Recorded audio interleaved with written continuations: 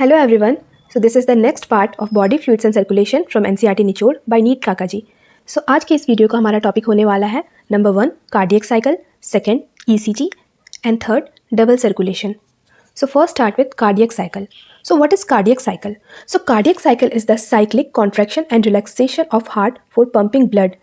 So cardiac cycle में हमारा 3 stages होता है. NCERT में वो थ्योरी में बना के दिया गया है, पर यहाँ पे हमारा यहाँ 3 पॉइंट में दिया गया है. So cardiac cycle first start होता है जॉइंट डायस्टॉल. जॉइंट डायस्टॉल मतलब हमारा हार्ट का कंप्लीट पार्ट्स सब कुछ डायस्टॉल में है, मतलब रिलैक्स में है, मतलब दोनों एट्रिया, दोनों वेंट्रिकल्स सब कुछ रिलैक्स्ड में है. सो it is the relax state of all chambers of the heart. When the tricuspid and bicuspid valves are open, blood from pulmonary vein and vena cava flows into the left and right ventricles respectively through left and right atria, and semilunar valves are closed at this stage. So joint diastole में तुमको 3 important बात याद रखना है. Number 1 fact कि कौन सा valve open होता है, तो आंसर है हमारा tricuspid valve and bicuspid valve. This is a very important question. ये बच्चों में कन्फ्यूजन क्रिएट करता है कि जॉइंट डायस्टोल में कौन सा वॉल्व ओपन है, देन हमारा वेंट्रिकल सिस्टोल में कौन सा ओपन है, एट्रियल सिस्टोल में कौन सा ओपन है.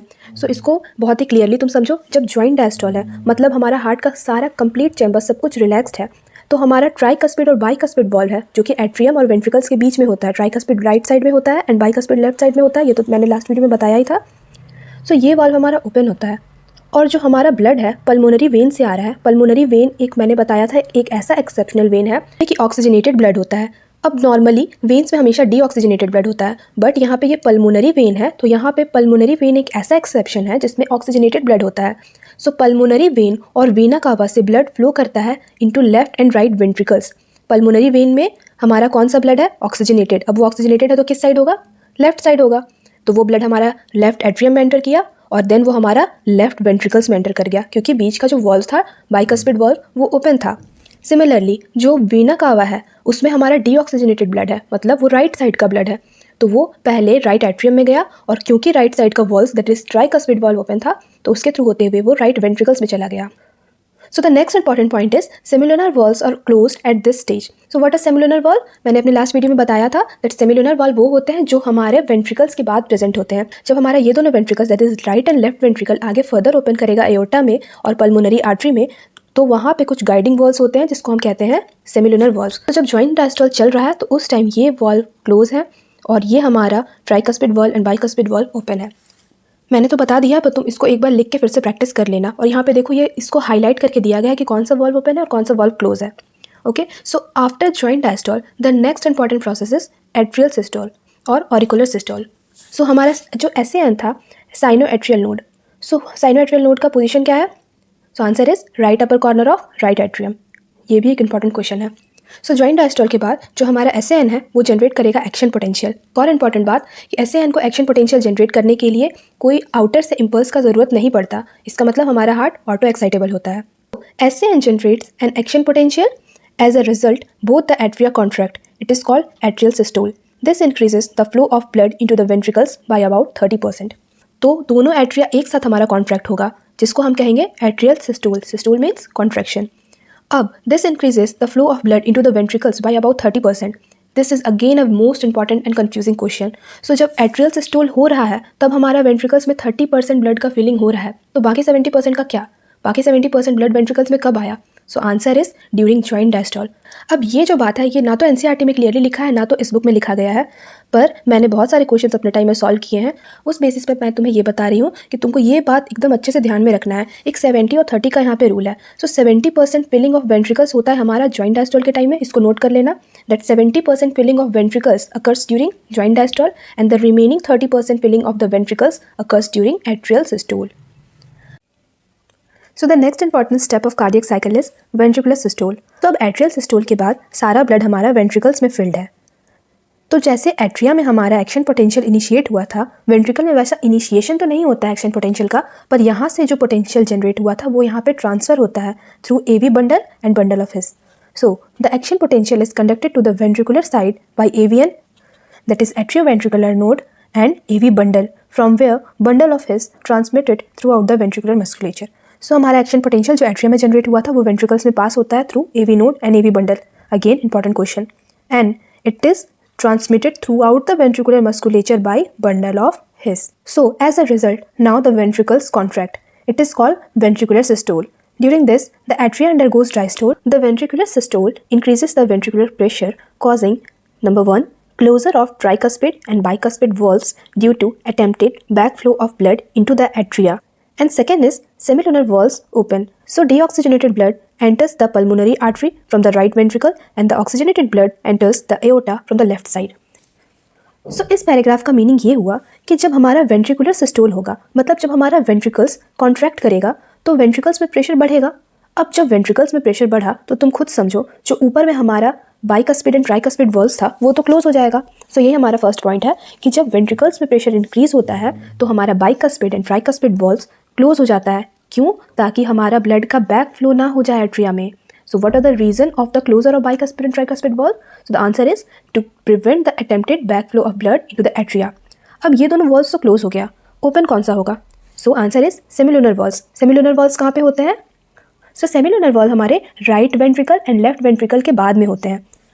तो जो हमारा semilunar valve है वो open हो जाएगा ताकि जो हमारा deoxygenated blood है वो pulmonary artery में चला जाए through right ventricle and जो हमारा oxygenated blood है वो aorta में चला जाए थ्रू लेफ्ट वेंट्रिकल. अब हो सकता है तुम लोग को इसमें थोड़ा सा कन्फ्यूज़न होगा, सो इसको हम समझने के लिए एक रफ सा डायग्राम देख लेते हैं. So this is the diagram. ये बस एक रफ सा डायग्राम मैंने तुम्हारे अंडरस्टैंडिंग के लिए बनाया है, इसका कोई भी इंपॉर्टेंस नहीं है. सो ये स्क्वायर को मान लो कि ये हमारा हार्ट है, ये इसके 4 चैम्बर्स मैंने बनाए यहाँ पे. ये हमारा left atrium, left ventricle, right atrium, right ventricle. Left atrium and left ventricles के बीच में हमारा bicuspid valve and right atrium right ventricles के बीच में हमारा ट्राइकस्पिड वॉल्व. और ये हमारा सेमिलुनर वॉल्व्स है. ये दोनों नीचे वाला वॉल्व हमारा सेमिलुनर वॉल्व है. और ये राइट वेंट्रिकल से थ्रू होते हुए ब्लड हमारा पल्मोनरी आर्टरी में जाता है. पल्मोनरी आर्टरी एक ऐसा एक्सेप्शनल आर्टरी है जो कि डीऑक्सीजनेटेड ब्लड कैरी करेगा और ये ब्लड हमारा देन लंग्स में चला जाएगा अगेन फॉर प्यूरिफिकेशन. और जो हमारा ये लेफ्ट वेंट्रिकल से ब्लड पंप हुआ है एओर्टा में, ये through out the body distribute हो जाएगा. सो ये डायग्राम मैंने बस तुम्हें कौन सा वॉल्व्स कब ओपन होता है कब क्लोज होता है ये समझाने के लिए बताया है.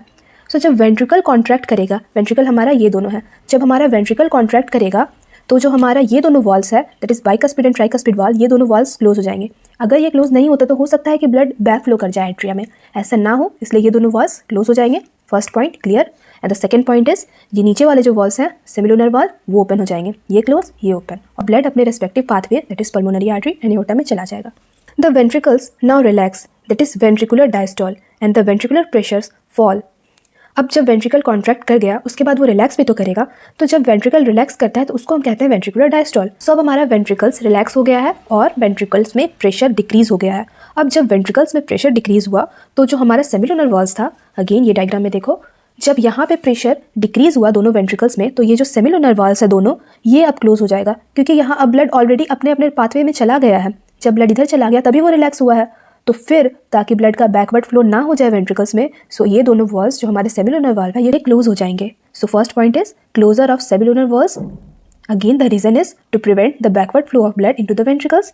And the second, the tricuspid and bicuspid valves are open by the pressure in the atria. और जैसे ही ये दोनों सेमिलुनर वॉल्व्स क्लोज होगा टाइम ऊपर के दोनों valves that is bicuspid and tricuspid valves open हो जाएंगे और अगेन ये साइकिल हमारा रिपीट होगा. अगर तुम मेरी बातों को ध्यान से सुने होगे अभी तक तो तुम्हारे माइंड में तुरंत ही क्लिक कर गया होगा कि अगेन हम अपने एक साइकिल को कंप्लीट कर चुके हैं, कि हम फिर से ज्वाइंट डायस्टोल में आ चुके हैं. मैंने कार्डियक साइकिल को स्टार्ट ही किया था. हमारा हार्ट का चारों चैम्बर्स रिलैक्स है, ये सेमिलुनर वॉल्व्स क्लोज है और ये ऊपर के जो बाइकस्पिड एंड ट्राइकस्पिड वॉल्व्स है वो ओपन है. और एक बात मैंने और बताया था कि अभी इसी टाइम हमारा वेंट्रिकल्स का 70% पैसिव फिलिंग होता है. Very important line. During joint diastole the passive filling of ventricles occurs by around 70%. Okay, so the ventricles and atria undergo joint diastole and the above process are repeated. So हमने एक cardiac cycle के एक complete cycle को discuss कर लिया है और मैंने तुम्हें समझाने की पूरी कोशिश की है. आई होप अब तुम्हें कार्डियक साइकिल में एक भी सिंगल डाउट नहीं होगा. So a cardiac cycle is completed in 0.8 second. सो मैंने इतनी देर से भी तुम्हें जो भी बताया that is first joint diastole, then atrial systole, then ventricular systole and again back to joint diastole, इसको हम कहते हैं one cycle of cardiac, that is one cardiac cycle.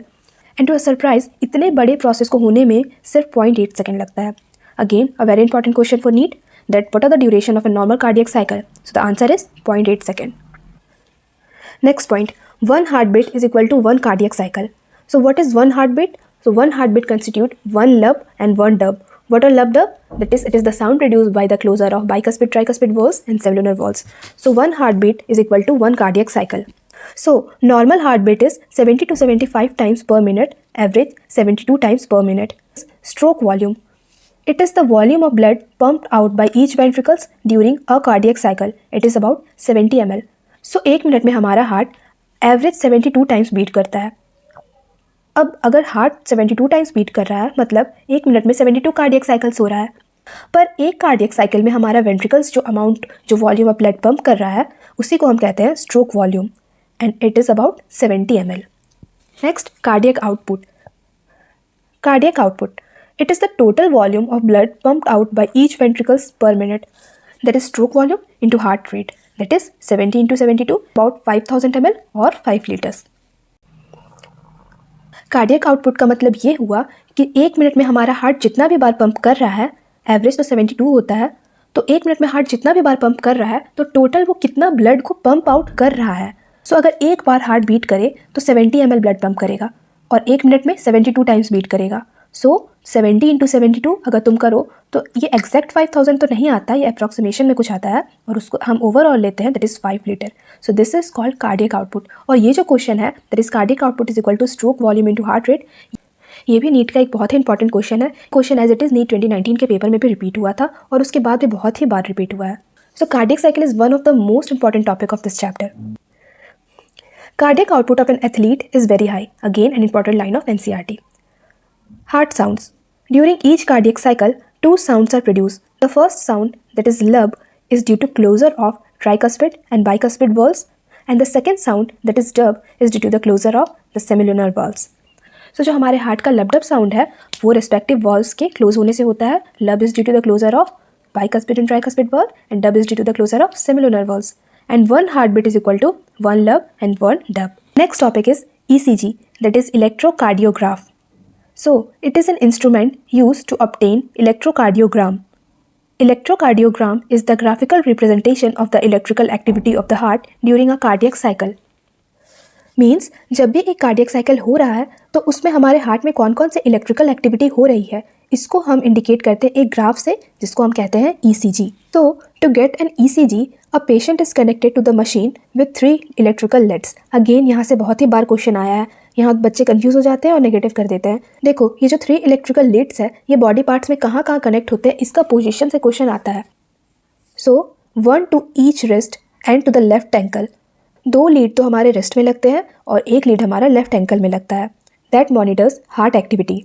For a detailed evaluation of heart's function multiple leads are also connected to the chest region. अगर हमें बहुत ही detail में ECG लेना है पेशेंट का तो मल्टीपल लीड्स को कनेक्ट किया जाता है कहाँ पे? So around chest region. And ECG consist of the following waves. First P wave. This is P wave.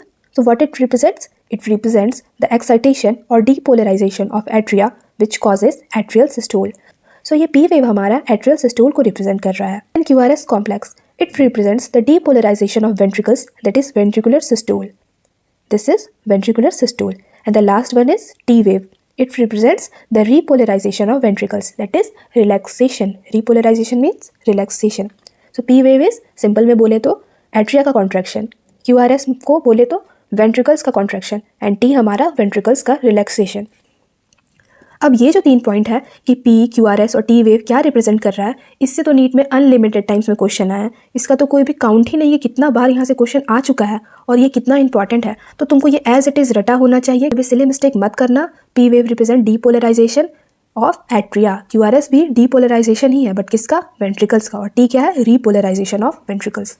Last point of ECG is deviation in the ECG indicates the abnormality or disease. So ECG has a great clinical significance. So ये तो एक common sense वाला बात है. ECG में कोई भी deviation देखने को मिल रहा है इसका मतलब वहाँ पे abnormality और disease है. So ECG has a great clinical significance. हमारा नेक्स्ट टॉपिक है double circulation. It is the circulation in which blood flows through the heart twice before completing its circuit. It includes first pulmonary circulation and the second one is systemic circulation. Double circulation एक ऐसा process है जिसमें हम ये समझते हैं कैसे blood heart में 2 बार एंटर करता है अपना कोई भी एक साइकिल को कंप्लीट करने के लिए. इसके 2 पार्ट्स होते हैं. First is pulmonary circulation and the second one is systemic circulation. So pulmonary circulation क्या होता है? यहाँ भी बच्चे बहुत ही कन्फ्यूज होते हैं. सो ध्यान से सुनना. It is the circulation between lungs and heart first it starts with deoxygenated blood. अब डीऑक्सीजनेटेड ब्लड है तो वो कहाँ होगा? राइट साइड होगा। Therefore deoxygenated blood from right ventricles goes to pulmonary artery, then it goes to lungs जहाँ पे blood का ऑक्सीजनेशन होता है। सो वहाँ से हमारा फिर ऑक्सीजनेटेड ब्लड जाता है पल्मोनरी वेन्स में और अगेन वो लेफ्ट एट्रियम में जाता है। सो पल्मोनरी सर्कुलेशन तुमको खुद ब खुद याद हो जाएगा, बस तुम इतना ध्यान में रखना कि ये स्टार्ट होता है राइट वेंट्रिकल से और ये एंड होता है लेफ्ट एट्रियम पे। तो अगर तुमको इतना भी ध्यान है कि ये राइट वेंट्रिकल से स्टार्ट हो रहा है तो इतना तुम कॉमन सेंस लगा ही लोगे कि राइट वेंट्रिकल है तो वहाँ पे डीऑक्सीजनेटेड ब्लड होगा, उसके बाद का पाथवे तो तुमको याद है और एंड करना है तुमको लेफ्ट एट्रियम में। Similarly systemic circulation, it is the circulation between heart and various body parts. It starts with oxygenated blood from left ventricles, then it goes to aorta, then arteries, arterioles, capillaries, tissues. फिर tissues में हमारा blood का utilisation होगा, वहाँ से originate होगा deoxygenated blood, then it goes to venules, then veins, vena cava and to the right atrium. Again जैसे तुमने यहाँ याद किया था कि पल्मोनरी सर्कुलेशन स्टार्ट होता है राइट वेंट्रिकल से और एंड होता है लेफ्ट एट्रियम से, बीच के स्टेप्स तुम खुद ब खुद समझ जाओगे अगर तुम्हारा कंसेप्ट क्लियर है। सिमिलरली सिस्टमिक सर्कुलेशन में बस इतना ध्यान रखो कि ये स्टार्ट होता है हमारा लेफ्ट वेंट्रिकल से और ये एंड होता है हमारा राइट एट्रियम में। So systemic circulation provides nutrient, oxygen and other substance to the tissue and takes CO2 and other harmful substance away for elimination. So जो हमारा सिस्टमिक सर्कुलेशन है वो लेफ्ट वेंट्रिकल से स्टार्ट हो रहा है, मतलब यहाँ पे ऑक्सीजनेटेड ब्लड है, इसलिए बोला जा रहा है कि ये जो ब्लड है वो न्यूट्रिशन प्रोवाइड करता है, ऑक्सीजन सारे टिश्यूज़ को, और वहाँ से सारे हार्मफुल सब्सटेंस और CO2 को रिमूव करता है। Again, two important points. First is hepatic portal system and then second is coronary circulatory system. So hepatic portal system, it is a system which includes the hepatic portal vein that carries blood from intestine to the liver before it is delivered to the systemic circulation. So जो भी blood हमारा intestine में है वो systemic circulation में जाने से पहले एक बार वो लिवर में पहुंचता है through hepatic portal vein. Again hepatic portal vein, यहाँ से क्वेश्चन आ चुका है और अगेन आने के चांसेस भी हैं। सो ये था हमारा hepatic portal system. Next is coronary circulatory system. So it is a system of coronary vessels that circulate blood to and from cardiac musculature. So ये ऐसा सर्कुलेटरी सिस्टम होता है जो कार्डियक मस्कुलेचर की तरफ ब्लड का आना और जाना सबको रेगुलेट करता है। अब ये एक डायग्राम डबल सर्कुलेशन का है जो हमारे NCERT में दिया गया है। ये हमारा pulmonary vein, this is the exceptional when जिसमें हमारा ऑक्सीजनेटेड ब्लड है। देखो लंग्स में ब्लड का ऑक्सीजनेशन हुआ और डायरेक्टली वो पल्मोनरी वेन में आया, उसके बाद वो हमारा लेफ्ट एट्रियम में जाएगा, से डोर्सल एओर्टा के थ्रू वो हमारे होल बॉडी पार्ट्स में सप्लाई हो जाएगा और उस ब्लड के सप्लाई के लिए आर्टरी का यूज़ होता है। आर्टरी का ये हमारा स्ट्रक्चर रहा, कौन से मसल्स हैं, कहाँ पे ल्यूमेन है, वो यहाँ पे दिखाया गया है।